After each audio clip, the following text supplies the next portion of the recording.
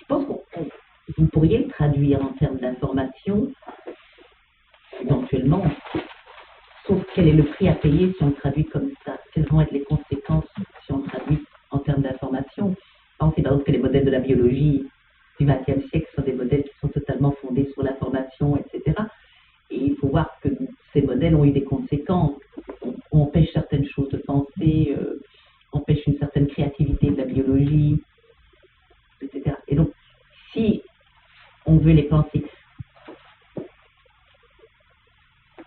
dans la perspective où donc moi la façon dont je travaille, c'est avec des manières de penser, c'est-à-dire ma propre manière de penser et la manière de penser de ceux qui m'entourent, puisque je décide de m'intéresser à la manière dont on est mort ici et dont on continue à affecter les vivants.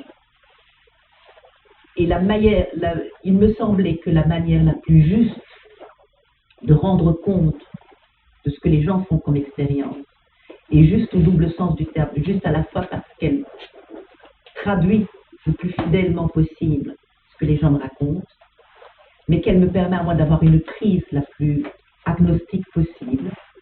Elle me permet d'éviter le plus longtemps possible la question « est-ce que tu y crois, est-ce que tu n'y crois pas ?»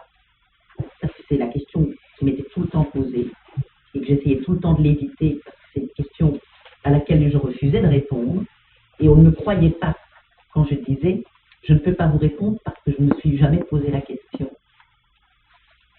Et donc la manière la plus juste au sens de la prise que j'essaye de prendre sur les expériences sur lesquelles je travaille, c'est de remarquer qu'on peut très bien décrire la vie d'un mort en termes de ce qu'il fait faire aux vivants. Et que ça me semble, moi, la prise la plus confortable qui permet de ne pas penser la question de la croyance et de ne pas démembrer la situation. Un mort, pour moi, est présent quand il fait faire quelque chose à un vivant. Et la question à ce moment-là, c'est et c'est intéressant pour moi comme prise, parce qu'à ce moment-là, on peut poser la question, qu'est-ce qu'il lui fait faire? Alors, on parlait tout à l'heure du film des Frères Dardenne. Quel type d'ennui ce que ce mort fait faire au vivant va-t-il entraîner pour ce vivant? Dans quel pétrin va-t-il mettre le vivant? Le pétrin est à ce moment-là qualifiable d'un point de vue éthique, d'un point de vue politique, et on peut en faire quelque chose de ce pétrin.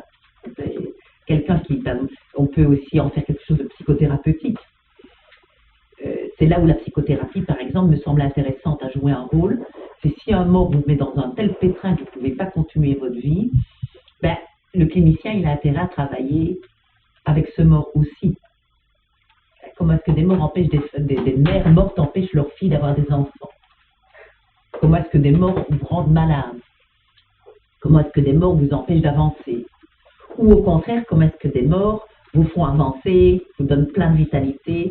Moi, j'ai tant aimé le terrain que j'ai fait chez les médiums, c'est parce que j'ai constaté très rapidement que les médiums faisaient faire des choses aux gens par la voix des morts. Donc les médiums, ils donnent plein de bons conseils. Reprends-toi, occupe-toi de toi, c'est de bons conseils, mais alors là, c'est très basique, quoi. C'est très banal. Ce qui se passe chez les médiums est d'une banalité à faire peur, c'est presque drôle tellement c'est banal. Tu devrais plus t'occuper de toi-même. Bon, ben, vous dites ça à n'importe qui, c'est bon. Je connais peu de gens qui diraient « Ah ben non, je passe déjà toute ma journée à m'occuper de moi-même, je ne vais pas encore le faire plus. » Je connais personne qui dirait ça très moi je peux le dire, mais je ne peux pas le dire très sérieusement. En fait, ils mettent les gens en mouvement. Je remarque que si pour moi les médiums avaient une telle pertinence, avaient un tel intérêt, c'est parce qu'ils mettaient les gens en mouvement. Ça, ils ont compris que c'est ça que les morts font faire. Parce que je ne peux pas dire que c'est eux qui le font, puisque je dois respecter la manière dont eux-mêmes se présentent. Ben, ce que les médiums font, c'est qu'ils sont de très bons ambassadeurs de morts qui remettent les vivants dans le régime de l'activité. Et ils disent des trucs, par exemple, un jour il y avait un gamin, un adolescent, la médium s'est adressée à lui et il lui a demandé, tiens, est-ce que parfois tu écoutes de la musique un peu fort pour toi? D'abord, elle lui demande, est-ce que tu sens parfois qu'il y a comme une présence? Et c'est le grand-père, hein? Donc elle a le grand-père en tête. Parce que parfois on vient sans photo, mais il y a quand même un mort qui qui vient se mettre derrière vous, et elle le voit. Donc il y a un mort qui interfère. Et là, il était venu sans photo, je ne sais pas s'il était venu avec sa mère, ça je me souviens plus, je l'ai peut-être pas vu. Et à un moment donné, elle dit, toi, est-ce que tu ne sens pas un peu des présors de temps en temps? Ben oui, qui dit, ah, qu'elle passe à autre chose. Tu n'écoutes pas de la musique un peu fort, toi?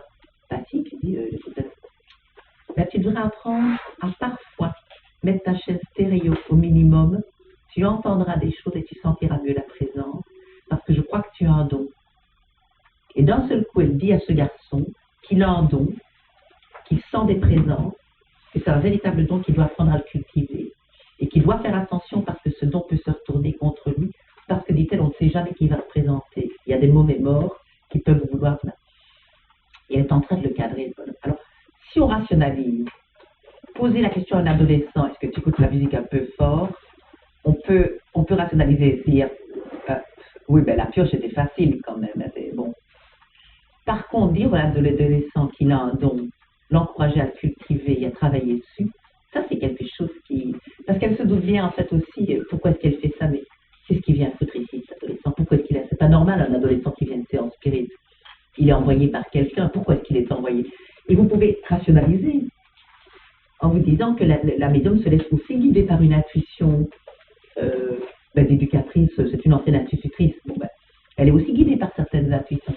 Et donc toutes ces choses-là me font penser que moi la prise, c'est pas au niveau de l'information, parce que l'information risque toujours à un moment donné de nous mettre dans un régime d'existence qui est un régime de vérité particulier au régime de l'information.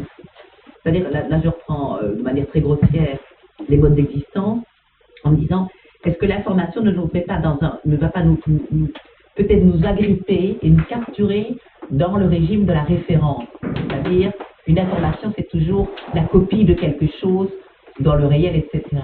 Et donc, je me dis, tiens, est-ce qu'on a assez d'espace avec ce régime de l'information? Est-ce qu'on a assez d'espace pour sortir de ce que j'appellerais le piège de la vérité référente?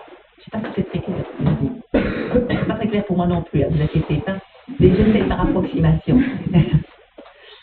Et donc, donc j'aurais juste des petites craintes que l'information d'être simplement de nous mettre dans un certain régime de vérité qui nous est usuel, c'est-à-dire que les idées sont des copies du réel. Et l'information serait une copie d'un autre. Vous voyez? Alors que le régime de régime d'activité, qu'est-ce que ça active? Qu'est-ce que ça fait faire?